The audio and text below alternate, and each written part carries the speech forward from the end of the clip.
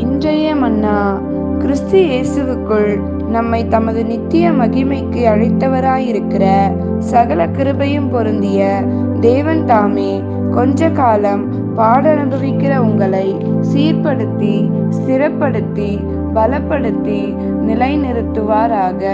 1 பேதுரு 5ஆம் அதிகாரம் 10ஆம் வசனம்.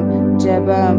எங்களை சீர்படுத்தி ஸ்திரப்படுத்தி பலப்படுத்தி நிலைநிறுத்துகிற எங்கள் தேவனாகிய கர்த்தாவே, உமக்கு ஸ்தோத்திரம். மேலும் உம்முடைய கிருபையின்படி எங்களை நித்திய மகிமைக்கென்று நீர் தெரிந்து கொண்டதற்காகவும் அதில் நாங்கள் நிலை நிற்க எங்களுக்கு நீர் எங்களை ஊன்ற கட்டுகிறதற்காகவும் உமக்கு நன்றி செலுத்தி இயேசுவின் நாமத்தில் ஜெபிக்கிறோம் நல்ல பிதாவே. ஆமென்.